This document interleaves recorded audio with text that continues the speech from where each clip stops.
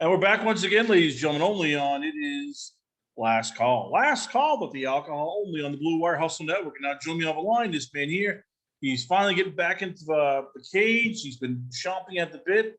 Finally has an opponent. He'll be taking on Islam Amado at Bellator 263. And, well, he's also hoping to get some answers, like a lot of people at lightweight are, about what the hell's going on, where the title's going to be defended. But that's a whole different story, different day. I give you once again former Bellator Lightweight champion, I give you Brent Primus. Brent, let's start off here. You, Islam Amado. Usually most guys want to have like a little bit of an easier fight. You're getting a guy who's 19-1-1 right off the bat. Why this fight? Why is this a fight that you agreed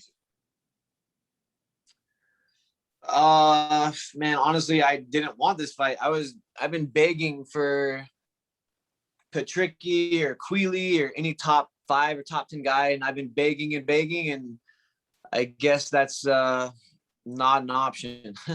So me being ranked #1 was just a bunch of bullshit. I feel like, if you're ranked #1, I feel like you should be fighting in top 5 or the champion. And I've been begging for that to happen, and it didn't happen. And they've been throwing me every Russian in the book, So I finally was like, man, let's do it. I mean, I'm not fighting or I'm fighting one of these Russians, dude. So I was like, man, just whatever, let's do it. Not happy, but it is what it is.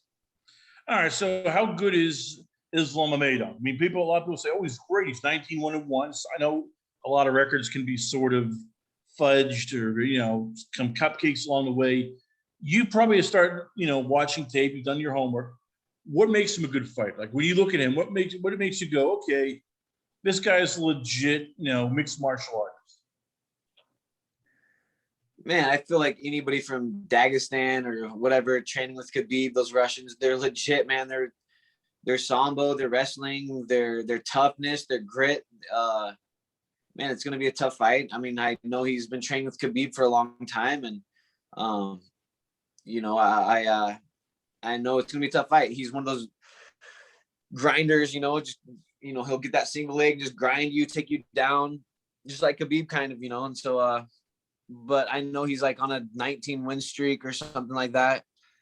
But, man, I don't care. I'm not worried about it. I know if I go out there and I fight my game plan and the best of my abilities, then, I'll finish this guy for sure. Do you feel it helps that, as you said, he's a grinder? So you face guys like that, Derek Anderson, Michael Chandler to somewhat of extent, Glarison Santos, guys who they just come in there and they just want to just, keep working you in your face, literally trying to, ragdoll you or just make it into a trench warfare. Do you think that helps having those high caliber guys who are better than anybody he's faced to date? Yeah, for sure, man. Like I know he's legit. I know he probably has like crazy bear strength, hiking, run up those damn Dagestan mountains and wrestling bears with Khabib. But man, everybody can be beat, and I've seen holes in this guy's game, and hey man, I'm really confident in my game. And like you said, I've went 5 rounds plus with Michael Chandler, and he's an D1, awesome wrestler. And I feel Islam's like a different wrestler. He's not as explosive and maybe not as strong. I don't know, but I just don't think he's like that explosive, crazy, like D1 American wrestling type. I feel him being a little bit more slow, a little bit more methodical and stuff. But I think that I know I can catch him for sure. We're going to go back to this fight in a bit. Take me back to your last quote-unquote match, and that was a grappling match with Craig Jones. I know you and I had talked about it. We had you on the show. You were looking forward to testing yourself in these grappling contests, see how it goes. You had your first one. How weird was it, when you step in a mat and all of a sudden you realize, oh, yeah, they can have, leggings. They can, have sort of almost like a swimwear. I mean, how foreign was it having these guys who there's no sweat because they're literally in these, almost like these wetsuits where you can't grab, it's tough to grab, it's tough to hold on, in their case, it's easy to grab, easy to hold on, and easy for them to get submissions because there's no wet. It's not like you can slip off of things. Yeah, I mean, that was crazy, just crazy, like preparing for that. I didn't really prepare for that. Like I got told I was fighting, so I went through a full fight camp. I was down to like 172. I lost like almost 30 pounds. And then I was like 10 days out from my fight, and then just something didn't happen. There was miscommunication. I was really upset about it. And then Chael Sonnen called me. He's like, hey man, you want to go against Craig Jones? And, in like a few weeks or a couple of weeks or something like that. And I was like, man, my cardio is really good. I've been training my ass off. Let's do it. And then, so I started training for that Craig Jones match, and then I popped my rib like 10 days out, and I was gonna cancel the match with Craig. And then my coaches were like, no, we're just gonna play a different game. You're gonna play a top game. He's not the most explosive, like, guy. He's kind of relaxed, like water. And so I was like, all right, man, screw this. I'll go in here and go against Craig Jones, with a busted up rib. And then not only that, I didn't realize how big that dude was. He's hella big. He had like 30 pounds on me. But yeah, so that match sucked. It didn't go as planned. He went for a guillotine, and I put him against the cage, and I popped my head out, and I put a bunch of pressure on him, and I felt, and I heard a big pop like in this area, and I was like, oh man, what the hell is that? And as soon as I popped my head out, he switched to like an anaconda choke or something. I can't remember what it was. Yeah, anaconda choke. And I thought my collarbone broke. And so I was like, oh man. So I moved my arm a little bit, and it moved. So I was like, oh shit, I don't think it's broken. And then he put the I think a gator choke with anaconda, and his arm was going right over my collarbone. And he started, putting the choke on, and I felt a bunch of like pop, pop, pop, pop, pop. And I was like, oh dang, man, what is going on? Like I felt like Braveheart being stretched out, like getting tortured, and man, I popped my collarbone out of the SC joint, and then I cracked my sternum all the way through, and then I cracked my top rib in that match. And it was crazy, man. Like I remember trying to like use it, and it was just like wasn't really working that well.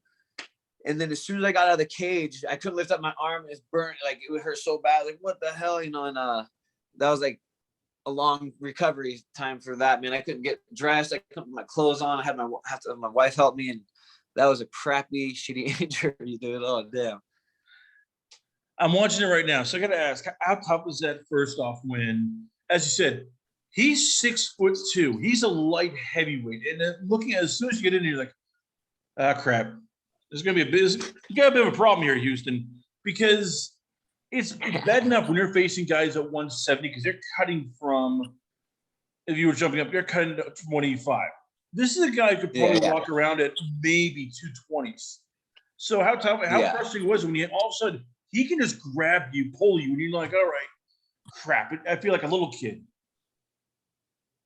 Yeah, I mean, it was when I saw him, I was like, whoa, damn, he's way bigger than I thought. Like when you see him on film, he doesn't look that big or whatever. But I mean, I wrestle guys 220 all the time and stuff, but it just sucked to me because I was literally training and dieting and cutting so much weight before that. And usually when I went against Jake Shields, I knew I was going to go against him, and so I was eating pasta and desserts every night and training my ass off and bulking up a little bit. And with Craig, I was like, I felt all shriveled and skinny from doing that fight camp and dieting for so long. But it was cool, man, going against Craig. He's the man on the mat and off the mat. He's a cool dude, and so it's cool just to go out there and train, man. Like I feel like anytime you lose, you learn a lot, and I learned a lot in that match, and it was cool. It was cool. Is there anything you take from that match, or is it tough because there's no striking, there's no jiu-jitsu really? It's in terms of, certain things you can't do. I'm guessing you can't do trips, you can't do palm strikes, slaps. I mean, how tough is it learning anything when it's basically just grappling without, and grappling with clothes on? Yeah, I mean, that's like my roots, man. Jiu-jitsu is my roots. I will train probably in the gi or no gi until I'm like 70 or 80, that wasn't really much of a difference. It was just I think just going against one of the best guys in the world and him being bigger than me, and I kind of got in my own head. I was thinking too much of, don't let him do this, don't let him do this, don't let him do that, when I should have been thinking, Brent, you need to do this. And I just don't think I really played my game, and just a lot of things, man. Like my rib hurt so gosh damn bad the whole fight camp. It was popping in and out. I couldn't I couldn't play for my bottom, and just a lot of things. But I think that's just one of the things with fighting and martial arts, is just training through injuries and getting injured. I get injured all the damn time. And I feel like now if I go into a fight not injured, it's like, what the hell? Like something's going on here, man. I don't know. But yeah. Why do this? Why do mixed martial arts when it's not like there's a lot of money coming in? As you said, every fighter I know, whether they admit it or not, knows the story. You get hurt during training camps. Either you pull a muscle here, you probably crack a rib here or there, somebody loses a tooth. There's always, because it ends up, I mean, you're rapping, you're rolling around. Somebody usually is rolling into you by accident, because some of these gyms aren't the biggest. You're cutting weight. You're not getting paid. You're sometimes giving up family life. You can't have certain stuff here. Why still do this? I mean, what makes you keep the love of MMA that you're going, you know what?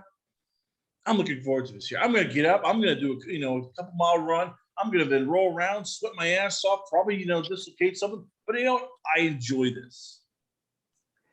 Man, I just love to compete, and I love to challenge myself, and I love to work hard. And, but man, like you said, all of those things, I'm training like 3-4 times a day right now. I'm cutting 30 pounds and eating nothing but vegetables and salad and grilled chicken and turkey all day long. And it sucks, man, but it's all worth it at the end.